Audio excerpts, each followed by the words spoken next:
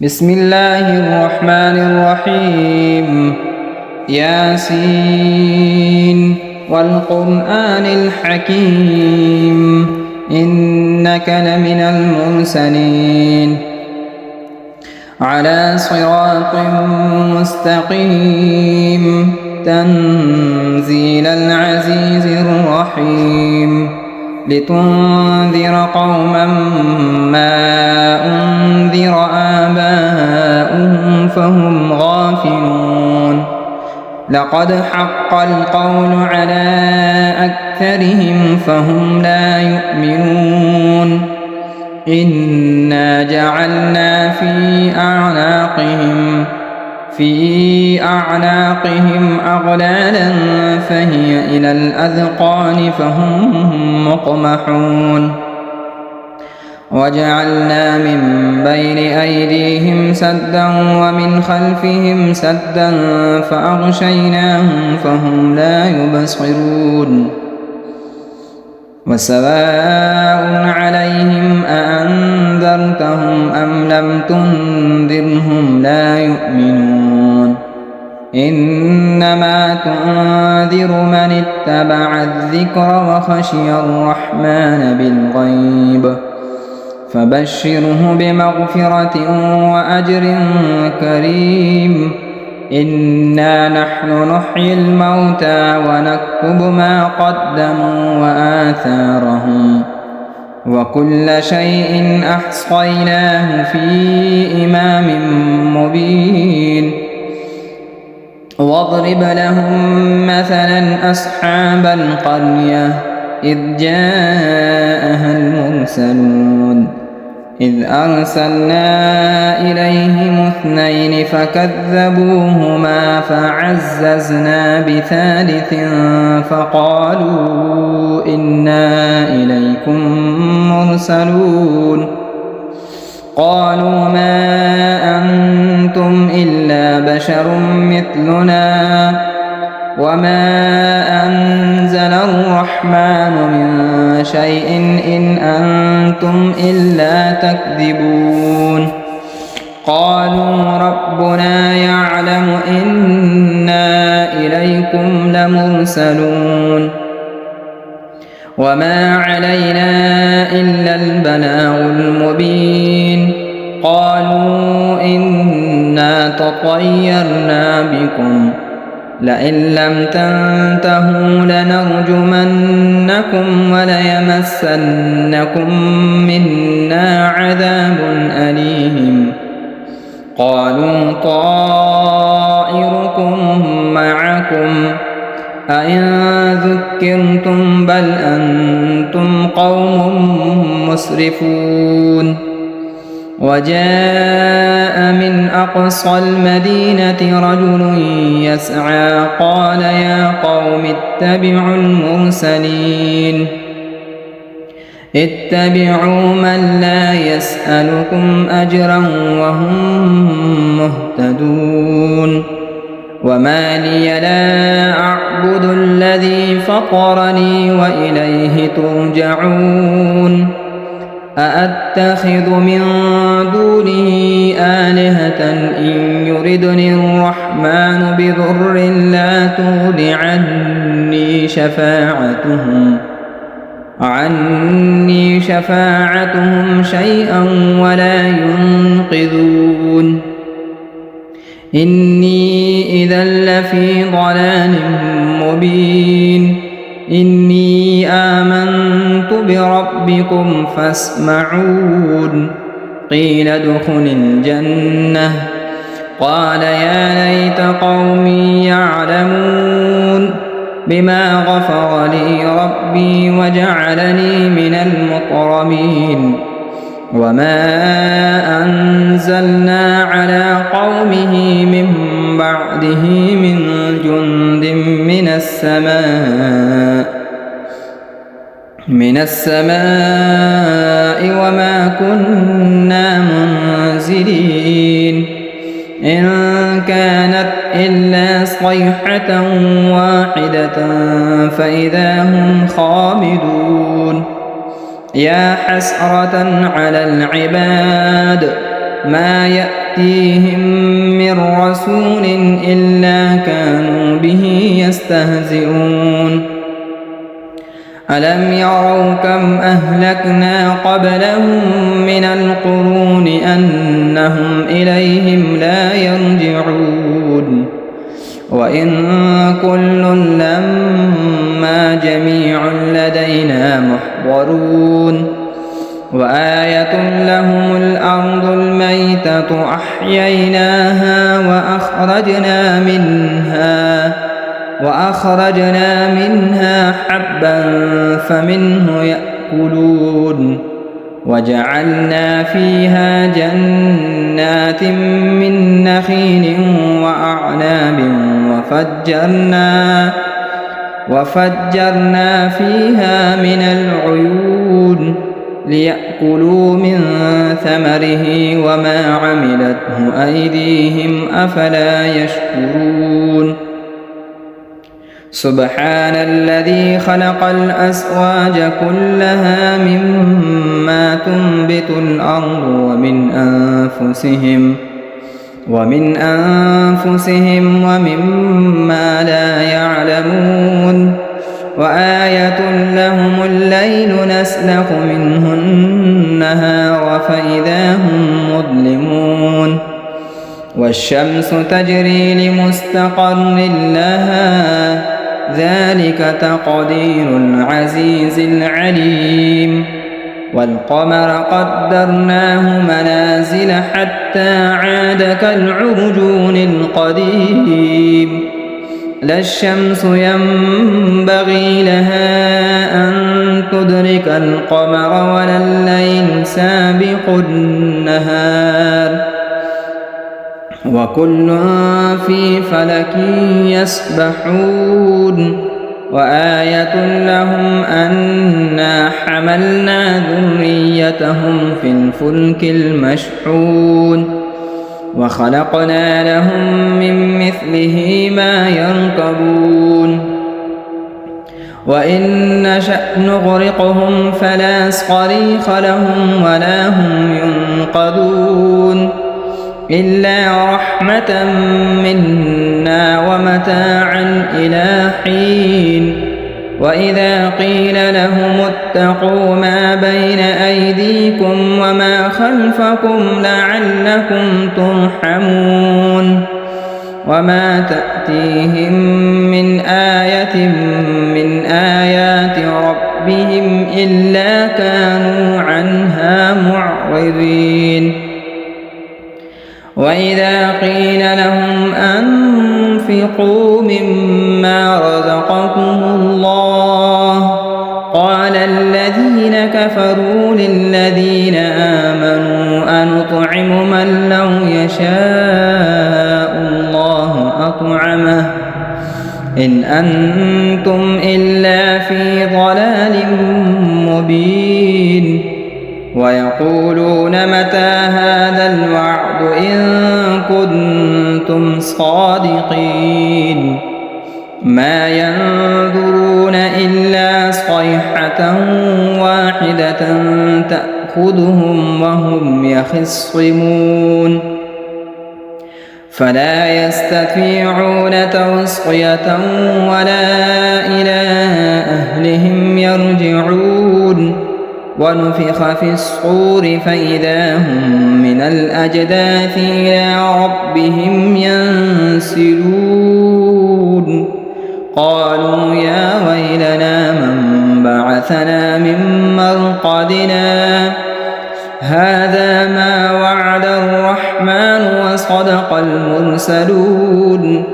إن كانت إلا صيحة واحدة فإذا هم جميع لدينا محضرون فاليوم لا تظلم نفس شيئا ولا تجزون إلا ما كنتم تعملون إن أصحاب الجنة اليوم في شغل فاكهون هم وأزواجهم في ظلال على الأرائك متكئون لهم فيها فاكهة ولهم ما يدعون سلام قولا من رب رحيم وامتازوا اليوم أيها المجرمون ألم أعهد إليكم يا بني آدم أن لا تعبدوا الشيطان إنه لكم عدو مبين وأن اعبدوني هذا صراط مستقيم ولقد أضل منكم جبلا كثيرا أفلم تكونوا تعقلون هذه جهنم التي كنتم توعدون اصلوها اليوم بما كنتم تكفرون اليوم نختم على أفواههم وتكلمنا أيديهم وتشهد أرجلهم بما كانوا يكسبون ولو نشاء لطمسنا على أعينهم فاستبقوا الصراط فأنى يبصرون ولو نشاء لمسخناهم على مكانتهم فما استطاعوا مضيا ولا يرجعون ومن نعمره ننكسه في الخلق أفلا يعقلون وما علمناه الشعر وما ينبغي له إن هو إلا ذكر وقرآن مبين لينذر من كان حيا ويحق القول على الكافرين أولم يروا أنا خلقنا لهم مما عملت أيدينا أنعاما فهم لها مالكون وذللناها لهم فمنها ركوبهم ومنها يأكلون ولهم فيها منافع ومشارب أفلا يشكرون واتخذوا من دون الله آلهة لعلهم ينصرون لا يستطيعون نصرهم وهم لهم جند محضرون فلا يحزنك قولهم إنا نعلم ما يسرون وما يعلنون أولم ير الإنسان أنا خلقناه من نطفة فإذا هو خصيم مبين وضرب لنا مثلا ونسي خلقه قال من يحيي العظام وهي رميم قل يحييها الذي أنشأها أول مرة وهو بكل خلق عليم الذي جعل لكم من الشجر الأخضر نارا فإذا أنتم منه توقدون أوليس الذي خلق السماوات والأرض بقادر على أن يخلق مثلهم بلى وهو الخلاق العليم إنما أمره إذا أراد شيئا أن يقول له كن فيكون فسبحان الذي بيده ملكوت كل شيء وإليه ترجعون بسم الله الرحمن الرحيم الرحمن علم القرآن خلق الإنسان علمه البيان الشمس والقمر بحسبان والنجم والشجر يسجدان والسماء رفعها ووضع الميزان ألا تطغوا في الميزان وأقيموا الوزن بالقسط ولا تخسروا الميزان والأرض وضعها للأنام فيها فاكهة والنخل ذات الأكمام والحب ذو العصف والريحان فبأي آلاء ربكما تكذبان خلق الإنسان من صلصال كالفخار وخلق الجان من مارج من نار فبأي آلاء ربكما تكذبان رب المشرقين ورب المغربين فبأي آلاء ربكما تكذبان مرج البحرين يلتقيان بينهما برزخ لا يبغيان فبأي آلاء ربكما تكذبان يخرج منهما اللؤلؤ والمرجان فبأي آلاء ربكما تكذبان وله الجوار المنشآت في البحر كالأعلام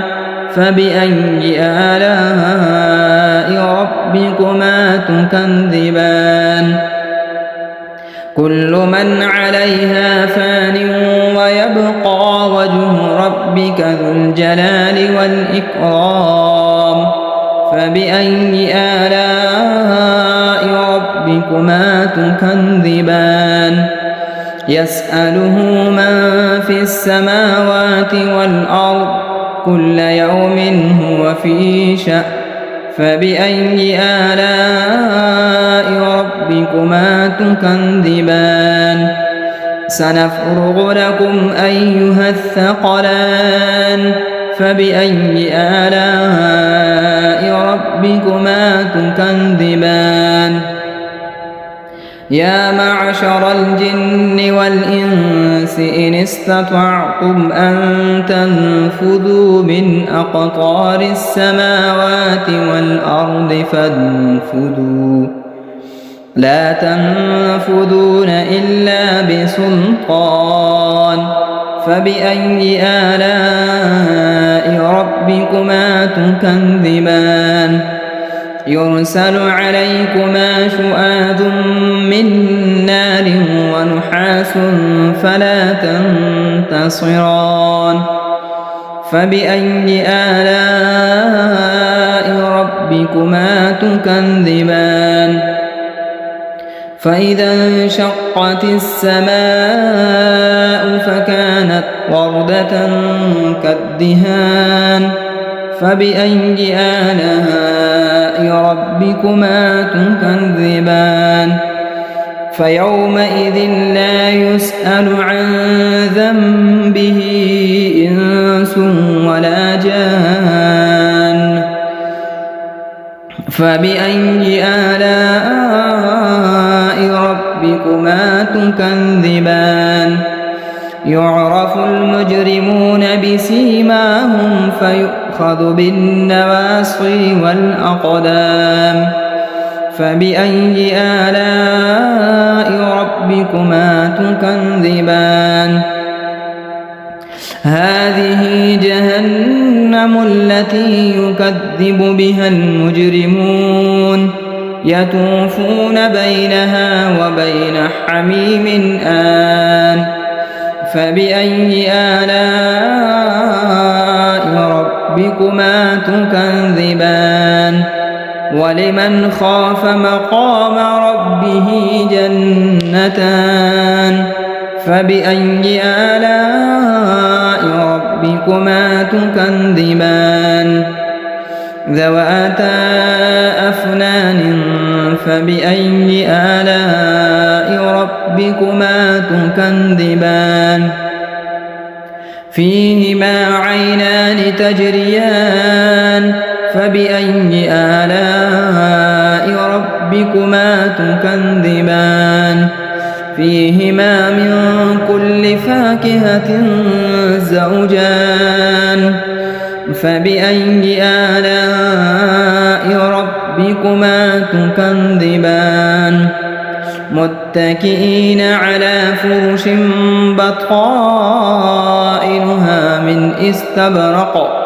وجنى الجنتين دان فبأي آلاء ربكما تكذبان فيهن قاصرات الطرف لم يطمثهن إنس قبلهم ولا جان فبأي آلاء ربكما تكذبان كأنهن الياقوت والمرجان فبأي آلاء ربكما تكذبان هل جزاء الإحسان إلا الإحسان فبأي آلاء ربكما تكذبان ومن دونهما جنتان فبأي آلاء ربكما تكذبان مدهامتان فبأي آلاء ربكما تكذبان فيهما عينان نضاختان فبأي آلاء ربكما تكذبان فيهما فاكهة ونخل ورمان فبأي آلاء ربكما تكذبان فيهن خيرات حسان فبأي آلاء ربكما تكذبان حور مقصورات في الخيام فبأي آلاء ربكما تكذبان لم يطمثهن إنس قبلهم ولا جان فبأي آلاء ربكما تكذبان متكئين على رفرف خضر وعبقري حسان فبأي آلاء ربكما تكذبان تبارك اسم ربك ذي الجلال والإكرام بسم الله الرحمن الرحيم إذا وقعت الواقعة ليس لوقعتها كاذبة خافضة رافعة إذا رجت الأرض رجا وبست الجبال بسا فكانت هباء منبثا وكنتم أزواجا ثلاثا فأصحاب الميمنة ما أصحاب الميمنة وأصحاب المشأمة ما أصحاب المشأمة والسابقون السابقون أولئك المقربون في جنات النعيم ثلة من الأولين وقليل من الآخرين على سرر موضونة متكئين عليها متقابلين يطوف عليهم ولدان مخلدون بأكواب وأباريق وكأس من معين لا يصدعون عنها ولا ينزفون وفاكهة مما يتخيرون ولحم طير مما يشتهون وحور عين كأمثال اللؤلؤ المكنون جزاء بما كانوا يعملون لا يسمعون فيها لغوا ولا تأثيما إلا قيلا سلاما سلاما وأصحاب اليمين ما أصحاب اليمين في سدر مخضود وطلح منضود وظل ممدود وماء مسكوب وفاكهة كثيرة لا مقطوعة ولا ممنوعة وفرش مرفوعة إنا أنشأناهن إنشاء فجعلناهن أبكارا عربا أترابا لأصحاب اليمين ثلة من الأولين وثلة من الآخرين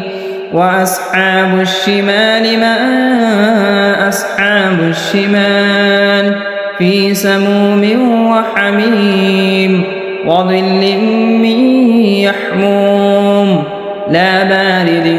ولا كريم إنهم كانوا قبل ذلك مترفين وكانوا يصرون على الحنث العظيم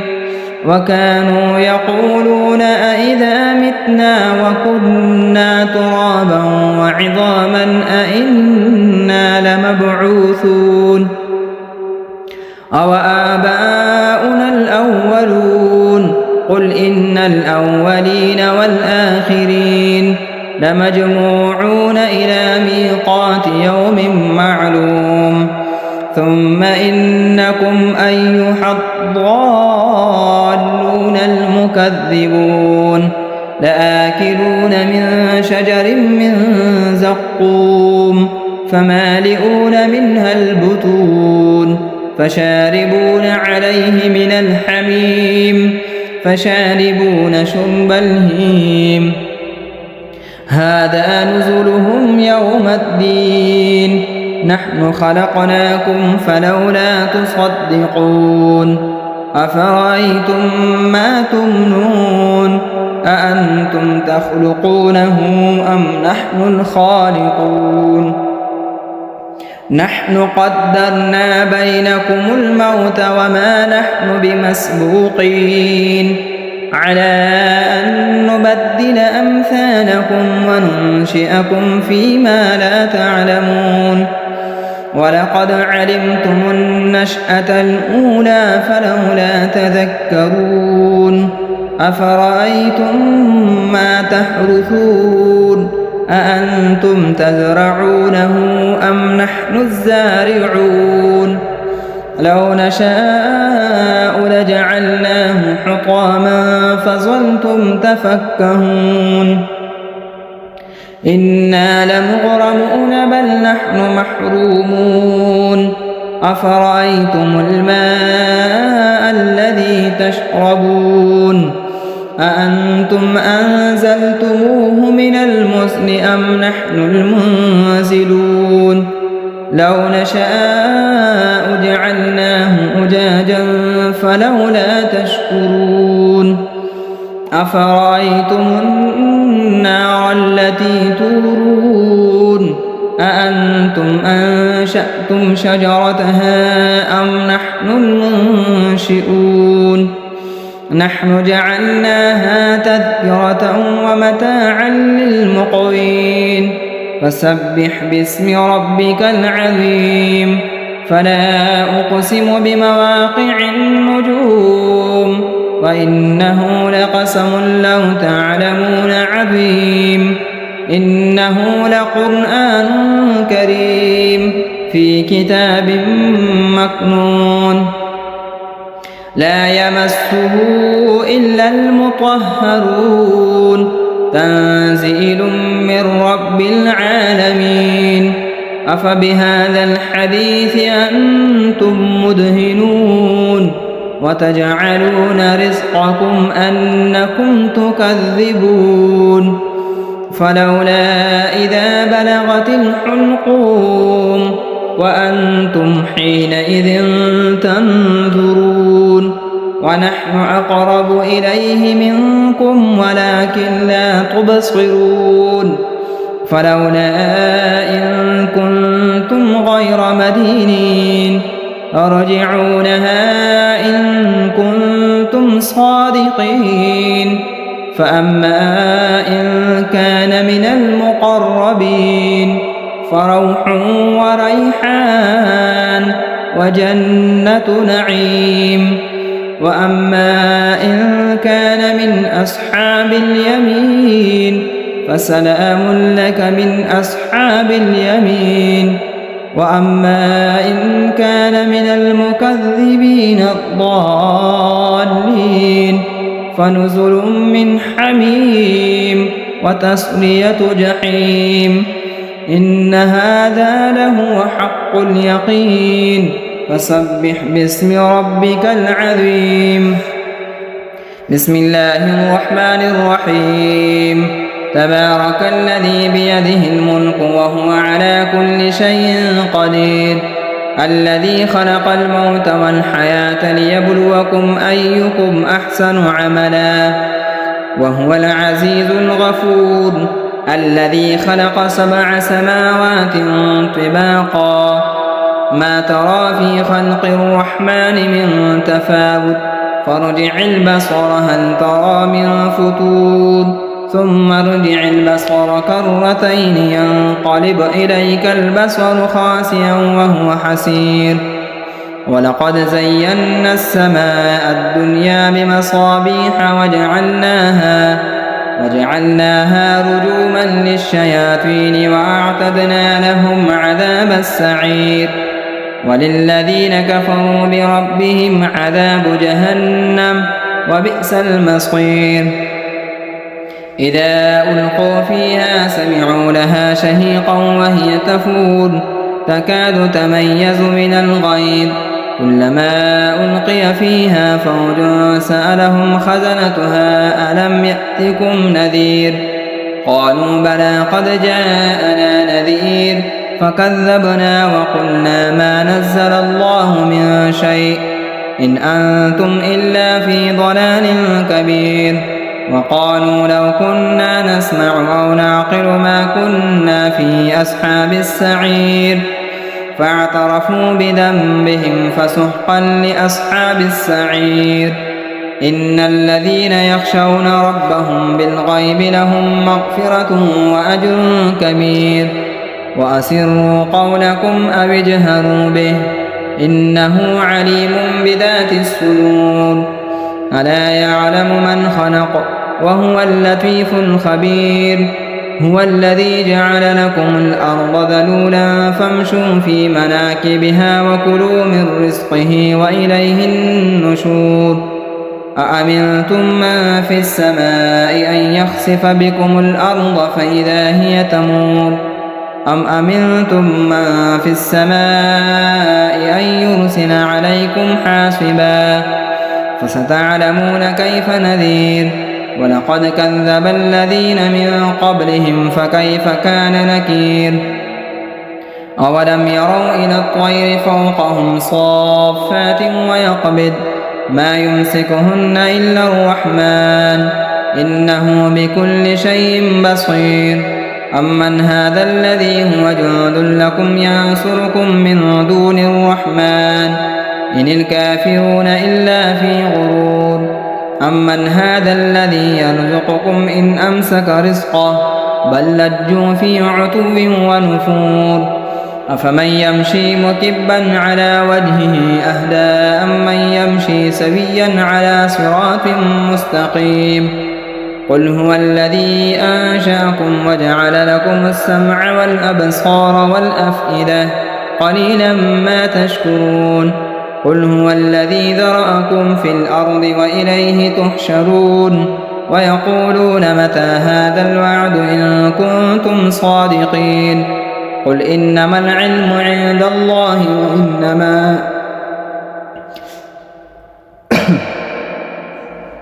وإنما أنا نذير مبين فلما رأوه زلفة سيئت وجوه الذين كفروا وقيل هذا الذي كنتم به تدعون قل أرأيتم إن أهلكني الله ومن معي أو رحمنا